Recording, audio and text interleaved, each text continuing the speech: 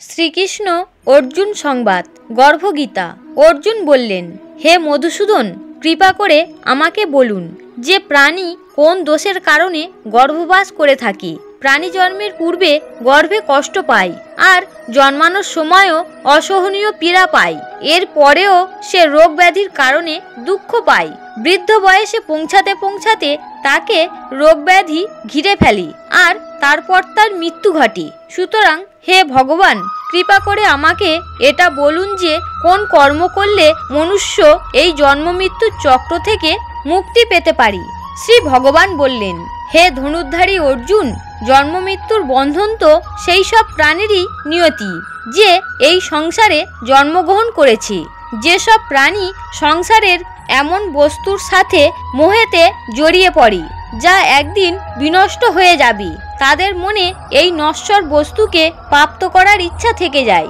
মনুষ্য ধনসম্পদের আকাঙ্ক্ষা তো করে, কিন্তু ভগবানের ভক্তির থেকে বিমুখ হয়ে থাকে। এই জন্যই সে বারবার ভিন্ন জনিতে জন্ম নিয়ে জীবন মরণ আর গর্ভের দুঃখ ভোগ করে।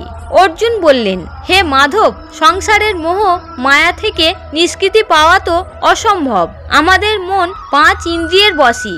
এই 5 বিকার কাম, ক্রোধ, লোভ, মোহ এবং অহংকার। এই মন তো মত্ত হাতির মতো। মায়া মনকে সর্বদা ঢেকে রাখে। এই 5 বিকার বা রিপুর মধ্যে অহংকার সব থেকে প্রবল। ইহা প্রাণীকে নরকে টেনে নিয়ে যায়। হে জনার্দন, এই মত্ত হাতিরূপী মনকে কিভাবে বশে রাখা যায়? অর্থাৎ মনকে ভক্তিতে পরিপূর্ণ করতে হলে মনুষ্যকে কি প্রচেষ্টা করতে হবে? দয়া করে আমাকে বলে দিন।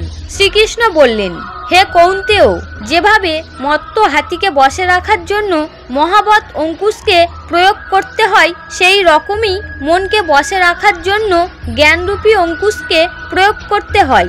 ভক্তি এবং জ্ঞান অভ্যাসের দ্বারা আয়ত্ত করা সম্ভব। অহংকার করলে জীবন নরকের ন্যায় হয়ে ওঠে। অর্জুন বললেন, হে জনার্দন, কিছু মানুষ আমার প্রতি ভক্তি লাভের জন্য বনে জঙ্গলে ঘুরে বেড়ায়, আর কিছু মানুষ সাংসারিক মোহমায়া ত্যাগ করে বিভিন্ন জায়গায় দিশাহীনভাবে ঘুরে বেড়ায়। সুতরাং হে প্রভু, আপনার ভক্তি কিরূপে পাওয়া সম্ভব তা কিভাবে জানা যাবে? আমি জানতে ইচ্ছা করি। শ্রী ভগবান বললেন, প্রিয় অর্জুন, যে মনুষ্য আমাকে লাভ করার জন্য বনে বনে ভ্রমণ করেন তাকে সন্ন্যাসী বা বৈরাগী বলে জানবি। যারা মাথায় জটা বাঁধে বা শরীরে ভস্ম মাখে তারা আমার দর্শন করতে পারে না, কারণ তাদের মনে ভক্তি বা প্রেম কোনোটাই নেই। তারা অহংকারে ডুবে থাকে। তপ বা বৈরাগ্যের অহংকার আমার প্রতি ভক্তি লাভের পথে প্রধান বাধা স্বরূপ।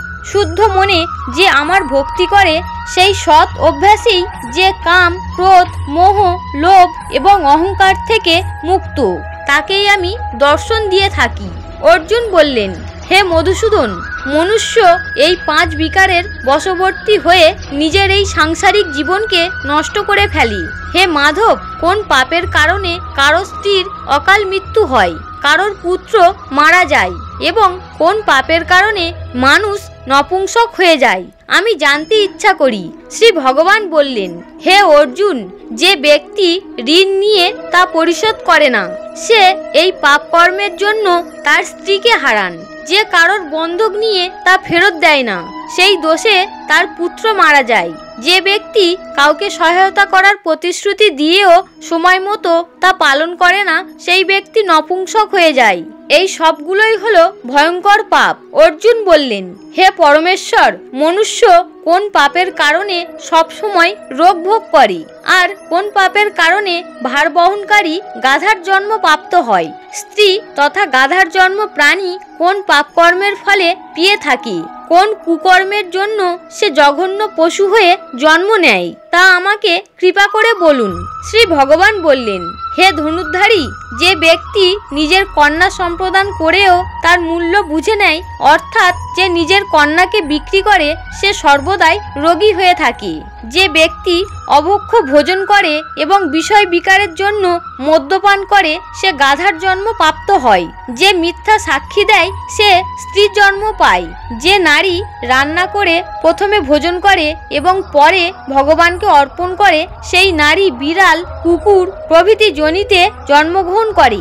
অর্জুন বললেন, হে কৃপানিধান, এই সংসারের কিছু মানুষকে আপনি ধন দৌলত প্রদান করেছেন, আর কিছু মানুষকে হাতি, ঘোড়া, রথ প্রভৃতি দিয়েছেন।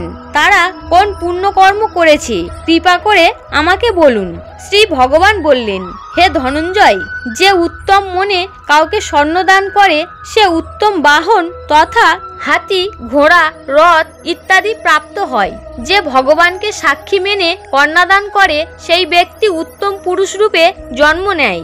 অর্জুন বললেন, হে ভগবান, আপনি এই সংসারে কাউকে খুবই সুন্দর ও স্বাস্থ্যবান বানিয়েছেন, তো কাউকে কুৎসিত, কাউকে ধনবান করেছেন, তো কাউকে নির্ধন। এরকম বৈপরীত্য কেন ভগবান? শ্রী ভগবান বললেন, প্রিয় অর্জুন, যে প্রাণী অন্নদান করেছে তার স্বরূপ সুন্দর এবং যে বিদ্যাদান করেছে সে বিদ্বান হয়। যদিও মানুষের রূপ নয়, তার গুণ হলো মহত্বপূর্ণ। যে ব্যক্তি সাধু সন্তের সেবা করে সে ধনবান এবং পুণ্যবান হয়। অর্জুন বললেন, হে মধুসূদন, মনুষ্য তার ধনসম্পত্তি আর সাংসারিক সুখের মোহেতে এত মগ্ন থাকে কেন? শ্রী ভগবান বললেন, হে কৌন্তেয়, যদি মনুষ্য আমার কৃপা থেকে বঞ্চিত হয়ে যায় তাহলে সে ধনসম্পত্তি প্রভৃতি জাগতিক বস্তুর মোহেতে আবদ্ধ হয়ে পড়ে। এ সবই হলো নশ্বর। বিবেকবান মানুষ এই সব থেকে দূরে থাকে। যারা সাংসারিক মোহ ত্যাগ করে পবিত্র স্থান দর্শন করে, আমার প্রতি নিষ্কাম ভক্তি প্রদর্শন করে, তারা রাজার সম্মান, সুখ এবং জ্ঞান প্রাপ্ত হয়। সব বস্তুই নশ্বর, কেবল আমার প্রতি ভক্তি হলো অবিনশ্বর। অর্জুন বললেন, হে জনার্দন, মনুষ্যের মধ্যে শারীরিক রোগ যেমন অন্ধত্ব, বিকলাঙ্গ এসবের কারণ কি? এই রোগ ব্যাধিগুলি কেন হয় কৃপা করে আমাকে বলুন। শ্রী ভগবান বললেন, হে অর্জুন, যেসব প্রাণী আমার ভক্তি থেকে বিমুখ হয়ে মায়াতে লিপ্ত হয় সেই সব প্রাণী ক্রোধী, রক্তবিকার, অলস, দরিদ্র প্রভৃতি রোগে আক্রান্ত হয়। যেসব স্ত্রীলোক পতিব্রতা ধর্ম পালন করে না তারা নিষ্প্রভ, জ্যোতিহীন হয়ে পড়ে। অর্জুন বললেন, হে মধুসূদন, কৃপা করে আমাকে গুরু দীক্ষার বিষয়ে বলুন। গুরুর মহিমার বিষয়ে আমি জানতে চাই।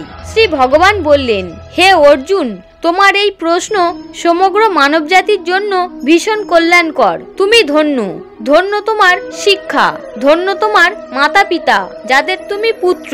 হে পার্থ, ব্রহ্মচারী এবং সংযমী পুরুষ যারা ঈশ্বর ভক্তি এবং মানব কল্যাণের কর্মে নিযুক্ত রয়েছেন তাকেই গুরু মানা উচিত। সমগ্র সংসারের গুরু হলেন শ্রী জগন্নাথ, বিদ্যার গুরু শ্রী কাশীক্ষেত্র, 4 বর্ণের গুরু সন্ন্যাসী। সন্ন্যাসী তাকেই বলে যে সবকিছু ত্যাগ করে আমাতেই মনোনিবেশ করেছে। সেই ব্রাহ্মণ জগৎগুরু। প্রকৃত গুরু হলেন তিনি, যিনি সমস্ত ইন্দ্রিয় জয় করেছেন, যার দৃষ্টিতে সমগ্র সৃষ্টি ঈশ্বরময় এবং বাহ্য জগৎ সম্বন্ধে যিনি সম্পূর্ণ উদাসীন। এমন গুরু বানাও যিনি পরমেশ্বরকে জেনেছেন। সেই গুরুদেবের পূজা সব দিক থেকে করো। হে অর্জুন, যে গুরু ভক্ত এবং যে গুরুদেবকে সামনে রেখে ভোজন করে তার ভোজন করা সফল। গুরু কৃপা থেকে যে বিমুখ থাকে তার সপ্তগ্রাম মৃত্যুর পাপ লাগে। যে গুরুর ভক্ত সে আমারও ভক্ত। যে ব্যক্তি গার্হস্থ্য গুরু থেকে বিমুখ থাকে সে চণ্ডাল সম। যে স্থানে মদ্যপান করা হয় সেই স্থানের গঙ্গাজল অপবিত্র হয়, সেই রকমই গুরু বিমুখ ব্যক্তির ভোজন অপবিত্র হয়। এই রকম ব্যক্তি কুকুর, শূকর, গর্ধব, কাক প্রভৃতি জনিতে জন্মগ্রহণ করে। হে কৌন্তেয়, গুরু দীক্ষা ছাড়া প্রাণী উদ্ধার হতে পারে না। গুরু বিনা ব্যক্তি নরকগামী হয়। যে ব্যক্তি গুরুর সেবা করে সে অশ্বমেধ যজ্ঞের ফল লাভ করে। প্রিয় অর্জুন, যেমন 4 বর্ণের মানুষই আমাকে ভক্তি করার যোগ্য, তেমনি উত্তম আধার শ্রী গুরুর ভক্তি, শ্রদ্ধা ও পূজার যোগ্য। ভগবতী গঙ্গা যেমন নদীর মধ্যে শ্রেষ্ঠ, সমস্ত ব্রতের মধ্যে যেমন একাদশী ব্রত শ্রেষ্ঠ, তেমনি হে অর্জুন সমস্ত শুভকর্মের মধ্যে গুরুর সেবাই উত্তম। গুরুর বারণ ছাড়া ধর্ম করলেও মানুষ পশুজনি প্রাপ্ত হয়ে ফল ভোগ করে তাকে 84 লক্ষ জনি ভ্রমণ করতে হয়। যে গুরু সেবা করে তার উপর আমি প্রসন্ন হই, সে 84 লক্ষ জনি ভ্রমণ করা থেকে মুক্তি পায় এবং জন্মরহিত হয়ে যায়। যে প্রাণী গুরুর সেবা করে না তাকে 3.5 কোটি বছর ধরে নরক যন্ত্রণা ভোগ করতে হয়। হে অর্জুন, আমার ও তোমার এই সংবাদ যে শ্রবণ করবে বা পাঠ করবে সে গর্ভবাসের দুঃখ থেকে নিস্তার পাবে।